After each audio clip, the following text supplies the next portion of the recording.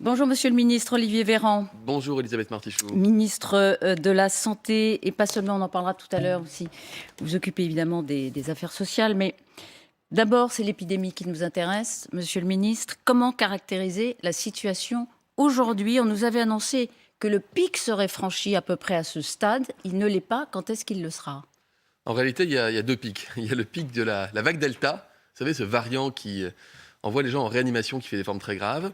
Nous l'avons passé, franchi, et nous sommes en train d'écraser le variant Delta, ce qui est une bonne nouvelle. C'est la raison pour laquelle, d'ailleurs, j'avais expliqué il y a quelques semaines qu'il nous fallait encore des mesures de gestion, comme le télétravail ou les limitations des rassemblements intérieurs et extérieurs. Et puis, il y a la vague Omicron, liée à ce variant très contagieux, moins grave, mais très contagieux, qui, elle, se poursuit, avec des régions dans lesquelles il continue d'augmenter assez fortement, et des régions, c'est notamment le cas en Île-de-France, où le pic est passé et où nous assistons à une décrue. Mais globalement, on a encore une vague très active, avec environ 300 000 contaminations par jour dans notre pays, qui est portée par deux catégories d'âge, les moins de 15 ans et les 30-45 ans, mais avec un virus qui circule en population générale de façon encore importante. Donc nous ne sommes pas de l'autre côté de la vague, nous n'avons pas passé le pic, même si dans certaines régions, c'est déjà le cas. Alors, Donc on on sent a qu'il du est imminent. temps. Olivier Véran, on va reprendre tout ça dans le détail, parce qu'évidemment, vous vous en doutez, il y a beaucoup de questions à vous poser.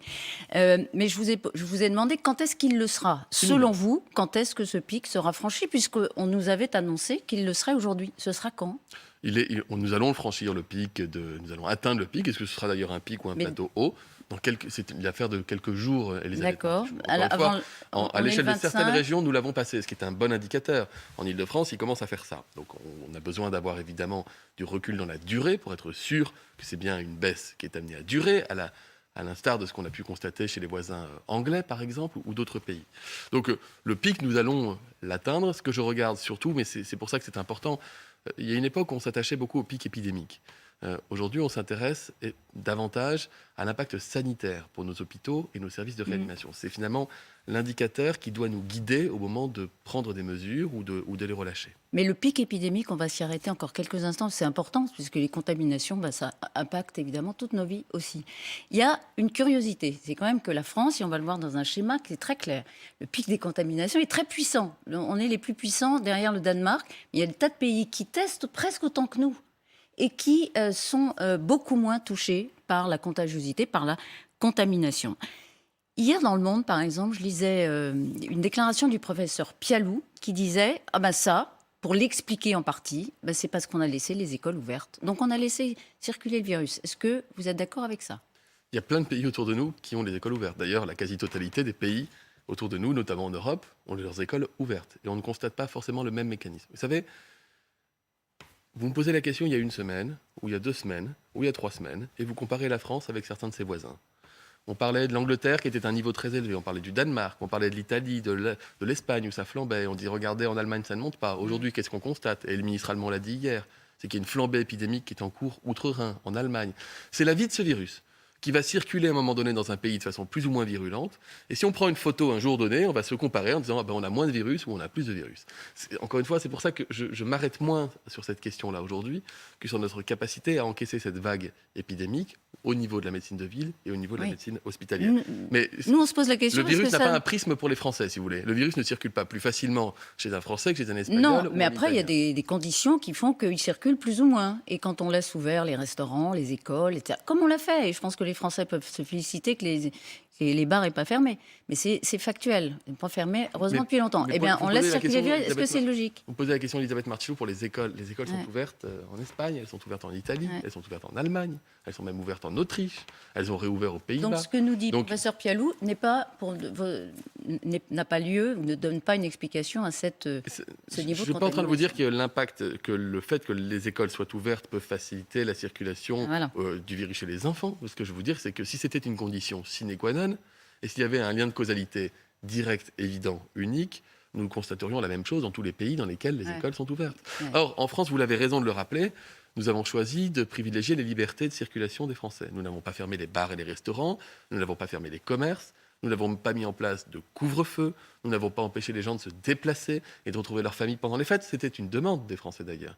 Là où certains pays, beaucoup de pays autour de nous, ont mis en place des mesures plus dures, ce que je vous dis, c'est qu'à l'issue de plusieurs semaines de recul, nous pouvons faire le constat que la situation sanitaire n'est pas dégradée en France par rapport à celle des Donc, vous voisins ne qui ont fait ces regrettez choix. pas ce choix. Donc nous avons trouvé, et le président de la République a réussi à trouver un équilibre entre le maintien des libertés individuelles et collectives, même si ceux qui n'ont pas de passe aujourd'hui vous diront le contraire, mais c'est un choix aussi On que va y nous venir. assumons, Ouais. et un effet de freinage suffisant sur l'épidémie pour ne pas saturer nos hôpitaux. Je termine là-dessus. Ouais. Il y a 3 semaines, un mois, il n'y avait pas un média que je faisais sans qu'on me dise que l'hôpital allait exploser. Nos soignants sont courageux, ils sont fatigués, évidemment. L'hôpital est soumis à des tensions. Ouais. Mais je constate que cette vague, comme lors des précédentes, nous avons frôlé les 4000 patients en réanimation. Nous n'avons jamais été à court de places de réanimation. Il a fallu faire de la déprogrammation. Ça a eu du coup un coût. Il a fallu prendre des décisions difficiles pour les Français. Mais nos hôpitaux ont encore tenu. C'est cet équilibre que nous tenons depuis désormais 2 ans. Encore un mot quand même du niveau de contamination. Est-ce qu'il pourrait être lié à l'apparition du sous-variant qui s'appelle BA2, je crois, qui boosterait les contaminations sans qu'on en ait encore vraiment pris la mesure? Alors ce variant BA2, il a la couleur, l'odeur, le goût d'Omicron, mais ce n'est pas exactement Omicron. C'est-à-dire que c'est Omicron qui a muté, donc ce qu'on appelle un soulignage du variant Omicron. Vous prenez Omicron, vous le mutez juste sur la protéine qui est la clé d'entrée du virus dans la cellule humaine. Du coup, les cellules humaines pourraient ne pas reconnaître ce variant, alors même qu'ils auraient été déjà exposés au variant Omicron. Ça ne change rien sur l'impact de la vaccination, ça ne change rien sur la nature des mesures, ça ne change pas la sévérité des cas. On est sûr que sur le vaccin, il n'y a pas de problème. Il ne déstabilise pas le vaccin. Ce que nous disent les Danois, c'est que c'est exactement le même, à une différence près qu'il nous faut explorer, je n'ai pas de conclusion à faire à ce stade, qui est qu'on pourrait se recontaminer potentiellement au BA2, même lorsque nous aurions été contaminés au variant Omicron. Ce qui pourrait conférer ce qu'on appelle un avantage concurrentiel au BA2, qui pourrait du coup circuler un peu plus largement. Au Danemark, c'est factuel, il est majoritaire. Voilà. Plus de 50% des Voilà. cas Il a aujourd'hui pris le pas. sont ce variant BA2. On trouve du variant BA2 en France, on en trouve en Angleterre, Combien? on en trouve Il y a partout combien dans le de monde. cas? Dans les études de séquençage que nous avons menées sur 10 000 séquençages en vie réelle la semaine dernière, c'était 60. 60 cas? 60 cas de ce D'accord. variant BA2. Mais l'expérience Omicron nous a montré que 60 cas, ça peut être des milliers de cas quelques jours ou semaines plus tard. C'est Donc je ceux suis qu'on a extrêmement repérés. prudent. Après, il y en a plein Mais nous qui discutons peuvent avec nos le homologues danois. Mm. Moi, la première question que je pose, vous savez, quand un variant apparaît, c'est une question basique. C'est est-ce qu'il est plus dangereux que les autres? Eh ben, je vais vous le demander. Et alors? Il n'est pas plus dangereux que Omicron. Est-ce qu'il est moins dangereux? Il est aussi contagieux qu'Omicron. Et nous n'avons pas suffisamment encore de recul pour savoir s'il est moins ou aussi dangereux qu'Omicron. Donc, il n'est pas plus contagieux qu'Omicron. Il a pris, encore une fois, la part de marché en Danemark sur Omicron, mais il ne l'est pas plus.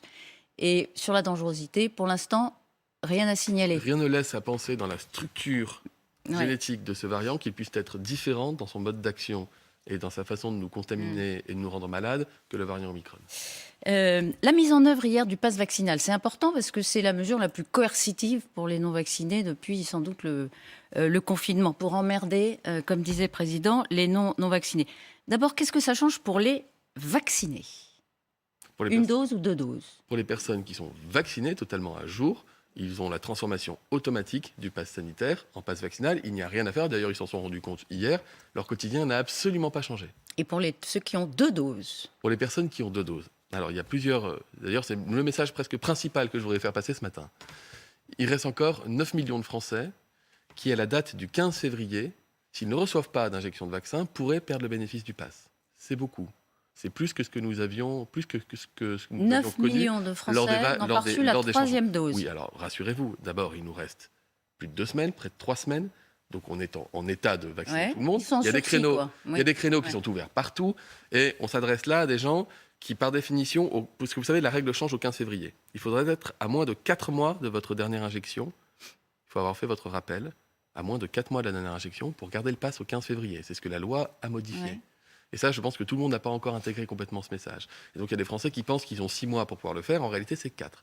Donc, je leur dis ce matin, allez prendre rendez-vous. Il y a des millions de créneaux disponibles sur tout le territoire national. Faites ce rappel, vous serez tranquille. N'attendez juste pas la dernière minute. L'étape du 15 décembre, elle est passée nickel. L'étape du 15 janvier, dont on nous parlait en disant « Oh là là, combien de Français n'auront pas de passe ?» Vous savez, la une des journaux, et ben finalement, ça s'est très bien passé. Parce que le taux de transformation de la vaccination en rappel est quasiment du 100% chez les Français. Donc ça, c'est très bien. Il faut que ce soit pareil pour le 15 février. Oui, c'est l'étape du 24 Donc petite alerte, juillet et faites-vous du 15 vacciner. février. Le 15 février, il faut être à moins de 4 mois de votre dernière injection. On est allé voir des Français qui voulaient vous poser directement des questions, Monsieur le Ministre. Et précisément, vous allez entendre quelque chose qui ressemble à un frein. Le sentiment de mettre peut-être le doigt dans un engrenage infernal avec cette 3e puis 4e dose. Écoutez. Bonjour, je m'appelle Antoine et j'avais une question. Si on doit effectuer une 4e dose, quand est-ce que ça sera? Bonjour Monsieur Véran, aujourd'hui j'ai l'opportunité de vous poser une question. Alors j'en profiterai parce que la 3e dose je ne suis pas vraiment tenté et principalement parce que j'ai peur d'en prendre une 4e. J'aimerais votre réaction à ce sujet. Voilà, c'est clair, c'est net. Vous voyez ça? Il n'a pas envie de faire sa 3e dose, il se dit on est parti pour des doses, ça ne sert à rien finalement. C'est un frein, il fait partie des 9 millions. Je pense qu'il est assez normal de ne pas avoir envie de recevoir une injection. En soi, je peux parfaitement le comprendre. Ça reste une injection, il faut prendre un rendez-vous, etc. Après, on sait que c'est sans danger. On sait que c'est sans danger. On a largement suffisamment de recul. On sait ensuite surtout que ça protège et que c'est efficace. Et que si nous n'avions pas été à jour de vaccination, si nous n'avions pas eu un taux de couverture vaccinale comme celui-ci, non seulement nous aurions eu encore plus de contamination, parce que ça réduit quand même le risque de contamination, mais surtout on aurait débordé nos hôpitaux. Il y a des études qui le montrent. L'étude qui a été publiée la semaine dernière, d'ailleurs, qui est intéressante, qui montre que le pass sanitaire nous a non seulement permis de sauver nos hôpitaux, de sauver des milliers de vies, d'épargner des dizaines de milliers de malades qui ne sont pas allés à l'hôpital, et même en termes économiques, c'est 0,6 points de produit intérieur brut épargnés, c'est-à-dire 6 milliards d'euros. Alors, il y en a beaucoup qui disqualifient, notamment dans la vie politique, le pass sanitaire et le pass vaccinal, en disant ben oui, mais on est contaminé quand même. Mais Elisabeth Martichaud, il y en a beaucoup dans la vie politique qui ont disqualifié le confinement, qui ont disqualifié le couvre-feu, qui ont disqualifié les jauges, qui ont disqualifié les attestations en son temps, en leur temps, qui ont disqualifié le pass. À chaque fois que vous prenez une décision, vous avez forcément des opposants politiques qui font la politique. Pas forcément illégitime comme remarque. Je constate juste que, quel que soit l'échiquier politique au pouvoir en Europe, les gens prennent peu ou prou les mêmes décisions. La semaine dernière, j'ai réuni, parce que la France préside l'Union européenne, j'ai réuni les 27 ministres européens de la santé. Et j'ai fait le listing de toutes les décisions prises par les uns et par les autres. Mais tout le monde est à la 3e dose, déjà. Et la plupart des pays sont en attente en vue d'une éventuelle 4e dose, sans que, à 2 exceptions près, ils aient pour l'instant fait ce choix-là. Donc la question de votre téléspectateur, c'est est-ce que je dois faire ma 3e dose? Oui. Ouais. Oui, d'ailleurs, de toute façon, le bénéfice du pass ne sera conservé qu'à la condition de faire cette 3e dose. Est-ce qu'il y aura une 4e injection? Quel est le sens de la 4e injection? Si cette injection permet de protéger les plus fragiles vis-à-vis du risque de forme grave avec une épidémie qui flambe, etc. Nous le ferons, et très naturellement en expliquant comme nous l'avons fait depuis le début de l'épidémie. Si en revanche on se rend compte qu'elle n'est pas nécessaire, nous ne la ferons pas. Pour ça, le si doit se transformer, et ça c'est les scientifiques qui doivent nous le dire, c'est pas le politique. Est-ce qu'on le saura? D'abord, il y a Israël qui est en train de vacciner les plus fragiles en 4e dose. Ensuite, est-ce qu'il y a un nouveau variant? Est-ce qu'il y a une nouvelle épidémie? Est-ce que, sorti de la vague Omicron, est-ce qu'on est tranquille? Ou est-ce qu'il y a à nouveau une menace qui arrive? Est-ce que les études scientifiques sur la population mondiale nous montrent que X mois après la 3e dose, on n'est plus du tout protégé? Donc c'est toutes ces questions-là pour lesquelles nous n'avons pas encore la réponse. Nous avançons au fur et à mesure. On avait le sentiment que c'était induit, la 4e dose, elle arriverait inévitablement, puisque à chaque fois, il y a quand même un abaissement de la protection par le vaccin. Mais qui dit protection dit menace. Il faut que nous soyons face à une menace pour la santé des Français qui justifie de vacciner. Et s'il y a une menace et les conditions sont réunies, nous le ferons encore une fois très naturellement, sans nous cacher derrière notre petit doigt, nous ne l'avons jamais fait. Mais Elisabeth Martichaud, nous sommes bientôt à 54 millions de Français qui ont fait le choix du vaccin. Près de 54. Vous m'avez invité, c'était il y a environ un an de cela. J'étais venu sur votre plateau. Les enquêtes montraient qu'il y avait peut-être 50%, ça avait un peu monté, 55, 60% des Français qui pensaient se faire vacciner. On est à plus de 90%. Donc on voit bien que la confiance a été gagnée parce que l'expérience a été acquise et que même les plus réticents des Français, ceux qui ont attendu là même hier pour se faire vacciner, se rendent compte que ce matin ils vont bien. Donc pour la 4e dose, ils ont plus de protection. La 4e dose, c'est en suspens. Vous attendez encore quoi, quelques semaines? J'attendrai le temps qu'il le faudra pour avoir des connaissances scientifiques établies sur la question. Les Français ont envie de savoir, vous l'avez vu. Ils ont fait un effort considérable. Ils sont allés faire la 1re, la 2e, la 3e dose. Ils entendent parler d'une 4e dose. Vous-même, vous en parlez. Les scientifiques en parlent. Ils ont envie d'avoir, et vous le savez, des éléments de calendrier. Pardonnez-moi, je vous fais des réponses honnêtes en disant transparente. on attend Si vous me reposez la question pour que je change ma réponse, ça ne marchera pas. Non, pour préciser. Je vous dis, non, mais je vous ai précisé les choses. Je vous ai dit, il nous faut des études scientifiques dans la durée qui soient capables de nous dire si cette dose est nécessaire, pour qui, pourquoi. Pour l'instant, les résultats scientifiques ne sont pas là. Si je les ai dans 3 semaines ou dans un mois, je vous le dirai. Si ça prend 3 mois supplémentaires, je vous le dirai. Ce qui compte, c'est encore une fois le niveau de menace. Est-ce que les Français sont en danger aujourd'hui sans la 4e dose La réponse ou non? Mais la réponse aujourd'hui des scientifiques, c'est non. Donc si elle devait évoluer, eh bien nous évoluerions au niveau politique. Ce ne sont pas des décisions politiques, ce sont des décisions qui sont... Tout est politique, mais elles sont puissamment inspirées par l'état des connaissances scientifiques du moment. On reviendra sur politique ou pas. Mais les non-vaccinés qui font leur dose aujourd'hui, 25 janvier, demain, et qui ont un test, ben, ils ont un passe vaccinal. Les non-vaccinés qui ont un test aujourd'hui, si vous n'êtes pas vacciné, le test ne vous donne plus accès au pass. Transformation Non, du pass sanitaire en Les pass vaccinal, c'est qu'un non-vaccinés test... qui font leur première dose aujourd'hui Oui, et qui font un et test. qui font un test pour Oui. aller au restaurant, Oui. eh ben, ils peuvent y aller. Alors ils ne sont plus non vaccinés, vous voyez ils sont ma sur la question voie de la vaccination. Oui, voilà. Mais aujourd'hui, un non-vacciné qui choisit d'aller faire sa première dose et qui présente un test au restaurant, eh bien, il a les mêmes droits, c'est exact, les mêmes droits que celui qui a joué le jeu depuis le début Alors, et a fait ses 3 doses. Vous voyez ma question. C'est assez troublant Il de a- voir que finalement, quand on a fait des efforts, eh ben, on est traité pas mieux, puisque c'était ça l'idée, il fallait mériter le pass vaccinal, eh ben, que les non-vaccinés qui y vont au dernier moment. Vous voyez, les ouvriers de la dernière heure, la 25e heure. D'abord, moi, je ne considère pas que se faire vacciner est un effort. Je considère que c'est une chance. J'ai le droit de le penser. On présente la vaccination comme étant un drame individuel et collectif quand on pose la question. Mais je veux vous dire, les Français sont beaucoup plus nombreux à vouloir se faire vacciner, y compris d'ailleurs, il y a une appétence de la population, de la part la plus âgée de la population, à accéder le plus vite possible à une 4e dose. Je veux dire, vous me posez la question comme si je poussais les gens à se faire vacciner, alors qu'en réalité, sur la 4e dose par exemple, je suis plutôt en train de dire à des gens impatients, patientez parce qu'on n'est pas sûr que ce soit Oui, absolument le pass indispensable. vaccinal, c'est pour pousser Donc moi, les je gens à se faire considère pas- vacciner. Je ne considère Hein pas que ce soit une gratification, un bonus ou que ce soit... je considère que la vie en société, elle va avec des droits, elle va avec des devoirs. Et que pour se protéger soi-même, protéger les autres et protéger son pays, il faut, quand on fait partie de celles et ceux qui hésitent, être capable de prendre son courage à deux mains. Maintenant, quelqu'un qui a reçu une première injection, déjà, il n'est pas un non-vacciné, il est sur la voie de la vaccination. Il est au début du Ensuite, parcours. il a deux obligations que n'ont pas les personnes vaccinées. La première, c'est de faire son rappel dans le délai. Et la deuxième, c'est de se faire tester. C'est pas complètement la même chose. Et à l'inverse, si je vous disais, écoutez, non, tant pis. Tant pis. Les 4 millions de Français qui n'ont pas voulu du vaccin, eh ben, écoutez, tant pis. C'est-à-dire que même s'ils ont une première dose, et même s'ils ont une deuxième dose dans un mois, eh ben, il va leur falloir attendre 6 mois pour pouvoir retourner au restaurant, au théâtre, au cinéma. Non. Vous me diriez, attendez, vous ne faites aucun geste vis-à-vis de ces Français qui finalement ont décidé de se laisser convaincre. Donc nous faisons ce geste pour eux, parce que nous considérons que c'est dans l'intérêt de la nation et dans l'intérêt de ces personnes que de les guider vers la vaccination. Il y a ceux qui ne veulent pas du tout se faire vacciner et qui préfèrent aller attraper le virus par tous les moyens possibles. Vous avez peut-être vu, ça a donné lieu à pas mal de reportages. Ce serait même un jeu chez les jeunes. C'est un phénomène d'abord. Est-ce que c'est quantifié? Et ensuite, quelle est votre réaction? 100% des perdants ont tenté leur chance, si vous dites que c'est un jeu. C'est-à-dire que vous trouvez dans les hôpitaux des gens qui n'étaient pas vaccinés et qui ont attrapé le Covid, qu'ils l'aient fait volontairement ou non.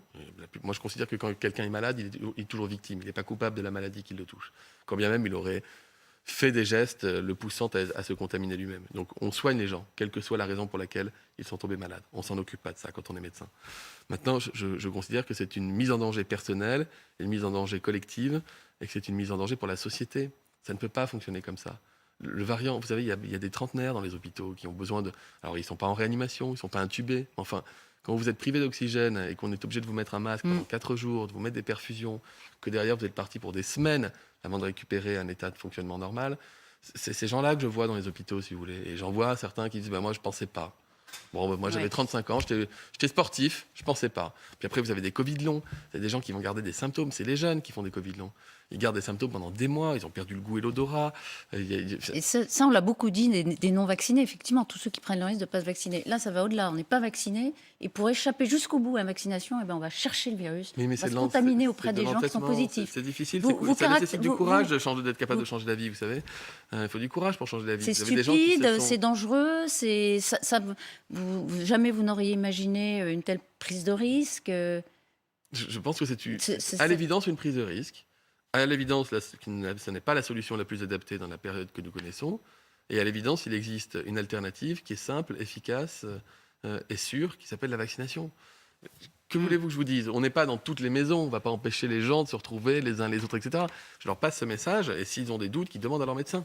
Peut-être qu'ils feront plus confiance à leur médecin qu'à leur ministre. C'est quantifié? C'est même- Vous avez des retours sur ce Non. phénomène? Non, mais ça fait Ça partie vous des- semble marginal ou... Oui, assurément, Très c'est marginal. marginal. Assurément, c'est marginal, mais enfin, ça existe. Ça veut dire aussi quelque chose de notre société. Cette perte de confiance dans l'autorité scientifique, dans l'autorité politique, cette capacité à douter et en même temps cette incapacité à douter de son propre doute. Nous faisons tout depuis des mois pour convaincre ces gens. Nous mettons tout à disposition. On va les chercher gratuitement chez eux pour les emmener au centre. On peut les vacciner chez eux. On peut faire absolument tout pour convaincre les personnes non Petite vaccinées. parenthèse, beaucoup disent que vous n'allez justement pas chercher, vous n'arrivez pas à chercher tout le monde. Compte tenu des non-vaccinés, il y aurait 40% parmi les non-vaccinés qui sont ceux qui n'arrivent pas ou qui n'ont pas accès au vaccin. Est-ce que vous allez vraiment les chercher, ceux-là? Oui, Est-ce que les moyens sont... Alors pourquoi ça ne baisse pas? Parce que vous avez des gens qui sont isolés de tout. Et c'est vrai que c'est difficile d'avoir un discours de santé publique collectif à destination de gens qui ne vous regarderont pas ce matin, qui n'allumeront pas la radio dans la journée et qui vivent dans leur bulle, parfois assignés à résidence, ou alors des gens qui sont très âgés, qui disent mais moi je suis pas sûr de tout comprendre, des gens qui sont en perte d'autonomie, qui sont. Vous avez ce genre de personnes-là. Alors est-ce que c'est le gros, je dirais, des gens non vaccinés? Non, parce que c'est chez les jeunes surtout qu'on trouve en nombre. Et ça, on n'arrive pas à aller les chercher depuis un an. On fait, vous savez, non seulement je multiplie les messages et toutes les mesures, on les appelle, on leur envoie des textos, on les appelle chez eux, l'infirmière vient taper à leur porte, le médecin, quand il les voit pour le diabète ou pour je ne sais quelle maladie, leur dit faites-vous vacciner, allez-y, Marcel, c'est important de le faire, vous êtes en danger. Je dis Marcel que c'est un médecin qui m'en parlait encore hier, en me citant son patient. Il disait, mais ça fait un an, je l'ai vu 10 fois, Marcel. L'infirmière est allée chez lui, le pharmacien, à chaque fois qu'on lui donne ses médicaments, dit il faut y aller, j'ai un vaccin pour vous, ici, il y a votre nom dessus, allez. Et Marcel ne veut pas. Donc qu'est-ce que vous faites? Vous n'allez pas attacher Marcel. Donc vous dites à Marcel, vous êtes en danger, Marcel. Donc déjà, vous n'allez pas vous contaminer en allant au bistrot, donc vous ne pourrez plus rentrer au bistrot, parce que sinon, c'est trop dangereux pour vous. Logique du pass vaccinal. L'une des raisons pour lesquelles nous continuons le pass vaccinal. L'une des raisons pour lesquelles nous le faisons. Et elle est majeure. Et donc, que voulez-vous qu'on fasse? On le pousse, mais vous lui mettriez une amende à Marcel, vous lui diriez, allez, maintenant c'est 150 € par semaine jusqu'à ce que tu te fasses vacciner. Marcel, il va vous dire, mais pourquoi vous me faites ça? Pourquoi vous me faites ça? Il y aura eu Morissette, la première vaccinée. Il y a Marcel qui, lui, n'est toujours pas le 54 millionième. Le calendrier maintenant. Le 2 et le 16 février, vous avez annoncé avec Jean Castex la réouverture le 16 février. Si on regarde bien, on pourrait presque vivre normalement. Est-ce que ça pourrait... D'abord, est-ce que ça... C'est sûr que ce ne sera pas à journée. Est-ce que c'est certain, ce calendrier? Ou, non, on ne sait jamais. Plusieurs constantes à chaque fois que nous avons annoncé de l'allègement de mesures sanitaires par anticipation. Première constante, à chaque fois, on nous a dit, est-ce que vous êtes sûr que vous le ferez? 2, on nous a dit, mais est-ce que ce n'est pas une décision politique? 3, on nous a dit, est-ce que ce n'est pas trop tôt? Est-ce qu'on vous l'a déjà 4, demandé? est-ce que c'est pas trop tard? Vous me dites ce matin? Et à chaque fois, qu'est-ce qui s'est passé, Elisabeth Martichoux? À chaque fois que nous avons annoncé un allègement des mesures de contrainte, ça s'est bien passé. Et ça s'est passé au moment où nous l'avons. Vous maintiendrez pas de raison de douter qu'il en soit calendrier. différent cette fois-ci. Est-ce que ça pourrait être aussi la fin du pass? Ça, c'est une question alors qu'on retrouve sur la lèvre de tous les Français. À quand la fin du pass? Est-ce que le 16 février, logiquement, pourra à nouveau aller au bar, aller au restaurant, il n'y aura plus de jauge, on pourra aller au stade? Est-ce qu'on pourra Est-ce que le pass sera toujours activé? À l'évidence, non. Pas aussi tôt que ça. Le pass vaccinal est un outil dont nous avons encore besoin. D'ailleurs, il est en vigueur partout en Europe, dans quasiment la totalité des pays européens. Et mes homologues me disent qu'ils en ont encore besoin. Les Anglais ont tout relâché, c'est un peu notre groupe contrôle. Les Anglais ils ont dit, allez, maintenant, on arrête tout, on va voir ce qui se passe. Nous, on n'est pas dans la logique de, on va voir ce qui se passe. Mais du coup, on va regarder ce qui se passe quand même en Angleterre. Non, le 16 février, vous l'avez dit. Sera le 16 février, pour une personne exigé vaccinée, au-delà du 16, pardon, pour qu'on comprenne bien. Au-delà du 16, selon toute vraisemblance. En tout cas, je ne vous annonce pas aujourd'hui qu'on nous serions en état de lever le pass sanitaire, le vaccinal le 16. Si jamais de nouvelles données scientifiques devaient intervenir dans la période, vous ressortirez ma vidéo, vous me direz, vous aviez dit que non. Et je vous expliquerai les raisons pour lesquelles nous aurions changé d'avis. Ça peut arriver. Mais honnêtement, je ne le crois pas. Le pass vaccinal, nous le garderons tant qu'il y a une menace qui pèse sur nos hôpitaux. Quelle est la situation quand même? Je vous dis que l'hôpital a tenu. Parce que les soignants sont très courageux, mais aussi parce que nous déprogrammons des soins. Moi, je vous dis, tant que nous avons des Français qui sont appelés un lundi matin par leur médecin, qui leur dit « je ne peux pas vous opérer comme prévu demain », il va falloir décaler de 3 semaines. Parce qu'on a besoin d'un lit de réanimation pour un malade, la plupart du temps non vacciné du Covid. Je serai en difficulté pour vous dire qu'on lève le pass vaccinal. Par contre, quand les réanimations, par exemple, seront beaucoup plus tranquille, le mot tranquille n'est À pas quel adapté, seuil mais vous lorsqu'il y situez aura la beaucoup moins de malades, tranquillité? lorsqu'il y aura beaucoup de moins malades en réanimation et que nous ne serons il y a plus un dans seuil la que vous avez en déprogrammation des tête? soins et puis sous la menace imminente d'une épidémie avec 300 000 cas par jour, nous pourrons discuter sérieusement de lever le pass vaccinal. Je serai le premier, encore une fois, à vous dire hurrah quand on pourra se Il y a passer combien de cette- personnes en réanimation aujourd'hui pour Aujourd'hui, il Covid? y a 3770 patients en réanimation pour Vous Covid. estimez pour que le Covid. seuil acceptable, ce serait en dessous de 1000? Ce serait même plutôt Peut-être que 500? peut-être serons-nous amenés à déterminer un seuil, auquel cas ce sera un seuil déterminé avec les scientifiques en concertation. Mm. Donc je vous annoncerai un seuil lorsqu'il aura été affiné. Mais en tout cas, les chiffres que vous citez seraient compatibles avec un fonctionnement normal de nos hôpitaux. 1 millier ou 500. Tiens, une question. Alors là, elle revient tout le temps aussi. Ce sont les Français qui vous la posent. Écoutez. Bonjour Monsieur le Ministre, Alizé. Je souhaitais savoir si nous allions devoir continuer à porter le masque dans les transports. Bonjour, c'est Edouard. Je souhaiterais savoir à quel moment on pourra enlever enfin ce masque. Merci beaucoup. Vous l'avez, vous, hein? Vous l'avez ce matin, Oui, bien sûr. Vous avez eu le Covid, hein, Oui, j'ai eu le Covid. récemment. Vous l'avez eu, vous avez été secoué, pardon, ou c'était une forme légère? J'ai eu de la fièvre, une toux, j'étais fatigué, mais vous savez, comme tous les vaccinés, j'étais pas inquiet. Je peux vous dire que quand vous avez le Covid, vous avez la petite bande là qui est rouge sur votre test, Ouais. il y a une différence selon que vous soyez vacciné ou non. Parce que si vous êtes vacciné, vous vous dites, moi, j'irai pas à l'hôpital ni en Ça, c'est réanimation. clair. Quand vous n'êtes pas vacciné, il y a cette part de doute. Ce que me disent d'ailleurs des non-vaccinés dans les hôpitaux. Quand j'ai vu que j'étais positif, j'ai commencé à être pas très bien. Et je me suis demandé, quand la fièvre montait, est-ce que ça allait s'aggraver ou pas. Et l'entourage aussi est inquiet. Donc être vacciné, c'est aussi être malade, je dirais, avec moins d'inquiétude. Bon, Le masque. je sors de mon cas personnel, je suis en pleine forme aujourd'hui, je vous remercie. La question qui est Qui est qui est posée. sous-tendue par celle de vos téléspectateurs, c'est en fait quand est-ce qu'on a fini l'épidémie? Quand est-ce qu'on en a terminé avec ce virus? Quand est-ce C'est qu'on votre vit réponse normalement? La réponse, c'est quand C'est la on, question qui m'est ouais. posée. La question, c'est moins le masque Ah. dans le transport en commun. La question, c'est Mm. quand est-ce qu'on est capable de parler d'autre chose que du Covid? Quand est-ce qu'on est capable de revivre normalement? Alors j'ai envie de leur répondre, à de rares exceptions près, il nous est arrivé depuis 2 ans de revivre normalement ou presque normalement. C'était encore le cas cet été. Et c'était le cas d'ailleurs l'été d'avant. Les Français l'oubliaient, mais pendant 4 à 5 mois, on était déconfinés. Et il n'y avait quasiment pas de mesures qui existaient. Le masque en intérieur, c'est une mesure de protection qui va durer un peu plus longtemps que le masque en extérieur, par définition. Et c'est sans doute une des mesures que nous lâcherons le plus tard, puisque c'est celle qui est de nature à éviter les risques de surcontamination en intérieur. Est-ce que c'est le symbole de l'épidémie, le masque? C'est l'un des symboles. Moi, je retiens la vaccination, parce que c'est la vaccination qui sauve des vies.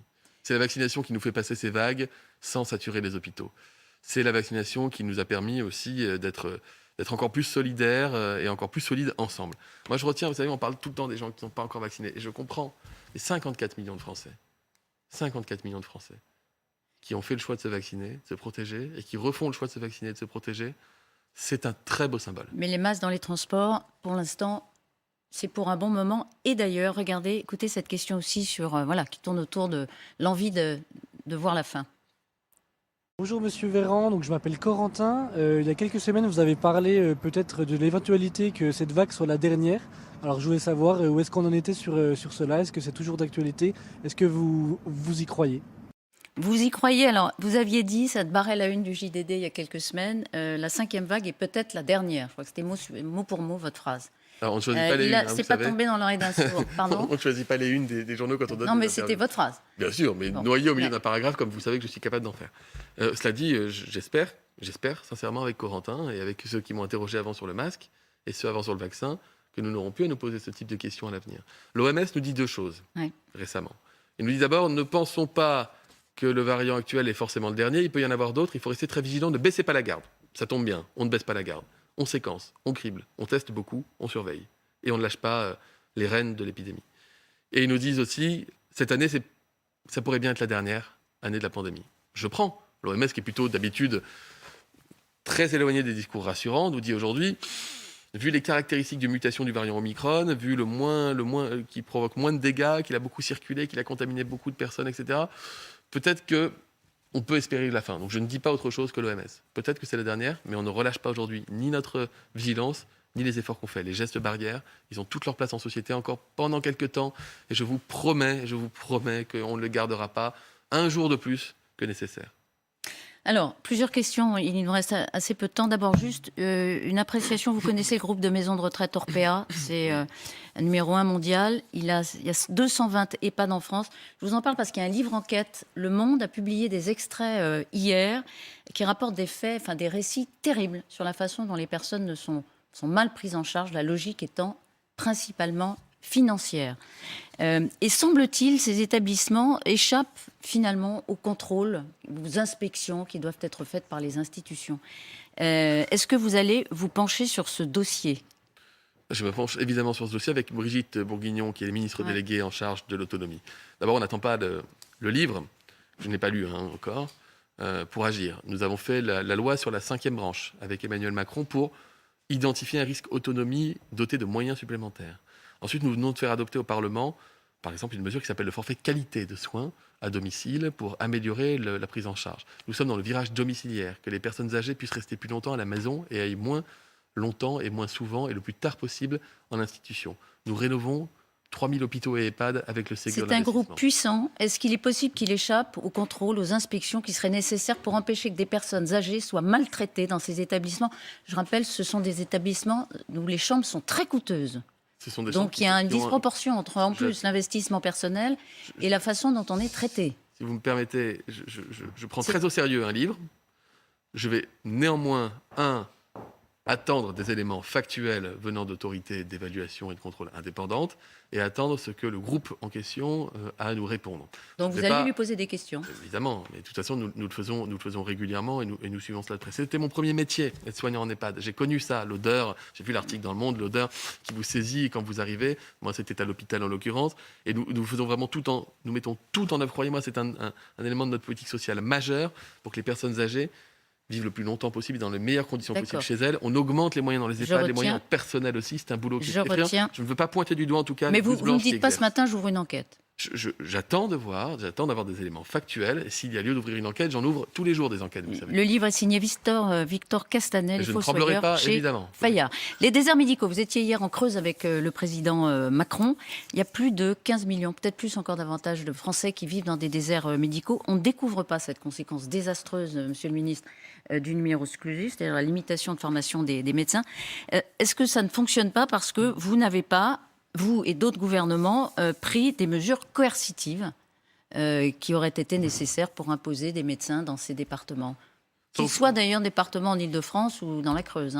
Sans vous faire la liste, le président de la République s'était engagé pendant sa campagne en 2017 à supprimer le numerus clausus. Est-ce que nous l'avons fait ? Oui, mais oui, 2018. De façon 15% de médecins. Pas la main tremblante, mais pas... Vous présentez 2018, c'est-à-dire la première année du mandat du président de la République, il supprime ce numerus clausus. 15% de médecins formés en plus pendant le mandat, et ça va augmenter dans les années qui viennent. Est-ce que c'était assez ? Nous sommes passés de 8 000 à 10 500 médecins formés qui accèdent en deuxième année, quasiment du jour au lendemain. Là où le nombre n'avait même pas augmenté de 1000 en l'espace de 15 ans. Donc, je ne sais pas si c'est assez, en tout cas, c'est un effort majeur et qui va se poursuivre. Télémédecine, on fait x100 depuis la crise Covid. Et c'est un outil qui permet de suppléer et de compléter. Nous avons doublé le nombre de maisons de santé. Engagement du président de la République, tenu. Nous sommes sur le point de doubler le nombre de centres de santé. Engagement du président de la République qui est tenu. Les assistants médicaux, c'était la loi Ma Santé 2022.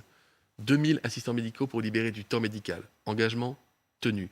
Nous sommes en train de décloisonner les professions, de donner des compétences supplémentaires à des professionnels de santé de qualité qui jusqu'ici étaient cantonnés à certaines missions alors qu'ils pouvaient faire plus.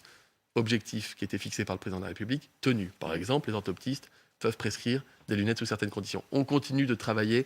Il n'y a pas de mesure simpliste, gadget, qui suffit de proclamer comme ça pour supprimer les déserts médicaux. Ça n'est pas vrai. Puisque vous portez le bilan du quinquennat Macron, et c'est le moment, à 2 mois de l'élection, une mesure pouvoir d'achat qui avait été une forme d'innovation dans le discours du candidat à l'époque, c'était le 100% de prise en charge pour les dents, pour les lunettes et pour les prothèses auditives. Est-ce que ça marche ? Est-ce que les Français s'en emparent ? Est-ce qu'ils y ont accès ? Au-delà des engagements qui avaient été pris par le candidat Macron en 2017 et au-delà de nos espérances.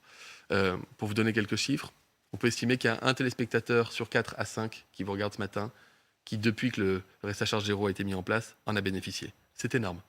C'est plus de 6 millions de Français qui ont bénéficié de soins dentaires gratuits avec pose de prothèses dentaires gratuits. 55% des Français, désormais, ne payent plus, n'ont plus de reste à charge pour faire des implants dentaires. Ils peuvent sourire, manger normalement.